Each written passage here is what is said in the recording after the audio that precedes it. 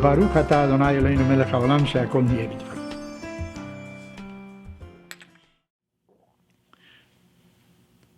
Moses is about to die. He knows he's about to die. He wants to see the promised land, but God tells him that is not for you. He's going to take him up a mountain, and with a kiss, this is how Moses leaves this world. The question was, who's going to succeed Moshe? Moses.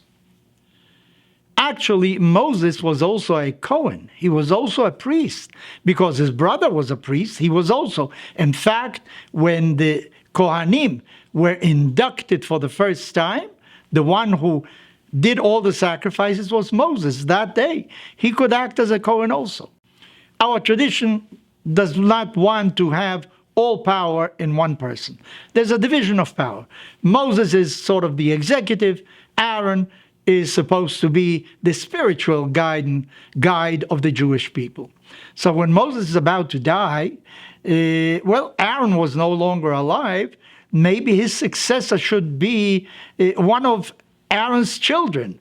Well, once again, you would have a confusion. He'd be a priest, and at the same time, he would be the executive of the Jewish people. So that didn't come into being because we want a separation of powers.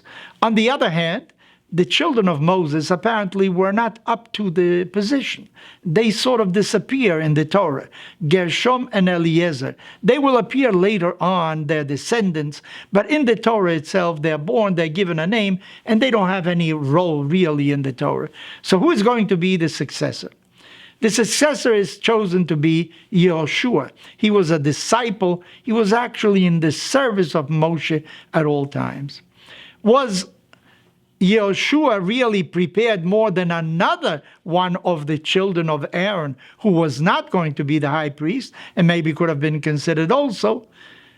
Maybe he did not know much more because Aaron's children and this Yeshua were always part of the group of intimate disciples that Moshe had. They both knew probably the same. But Yeshua knew certain things that the others didn't know. Yeshua was at the service of Moshe and he was always with him. He knew, for instance, at what time he got up in the morning. He knew, for instance, how he got dressed. He knew, for instance, how he responded when somebody asked him a question. Did he become infuriated or did he have patience or not? He knew much more about the leadership of Moshe than anybody else. He also saw, for instance, when our ancestors sinned, they deviated. Did Moshe reject the Jewish people because of it? Because they didn't follow the path of God? Or he was sort of forgiving? He understood that people deviate sometimes. This only Yeshua could really feel because he was always at the same time in the same place and at the same time with Moshe. He also saw how Moshe pleaded with God. When the Jewish people erred, they made a mistake, they deviated. Moshe, on the one hand, was angry, of course, for what happened, but he was always loyal to the Jewish people. When it came to God, he told God, you cannot forsake the Jewish people because they didn't obey you. They made a mistake, forgive them, and he implored God. All that Yeshua saw. So Yeshua was the kind of leader that could follow in the footsteps of Moshe. It isn't only a question of intellect. It isn't only a question of knowledge. It is also a question of sentiment. It is also a question of responsibility. It is also a question of loyalty to the Jewish people. And Yeshua, learned all that from Moshe. So in a sense, he was continuation of Moshe. Even though Moshe did not enter the land of Israel, he reached out through Yeshua, and maybe he was present there as well.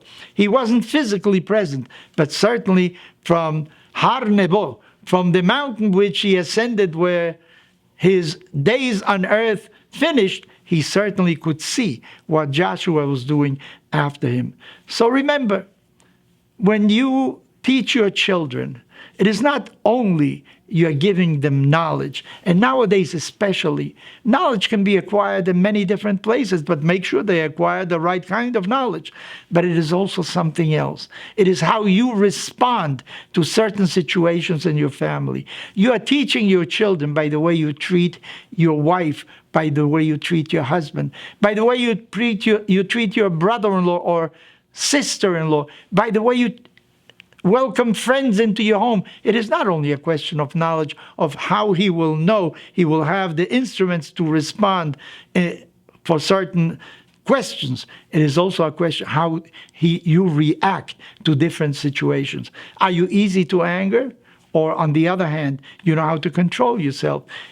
Do you show gratitude to people who do you a favor? All this, your children are learning from you.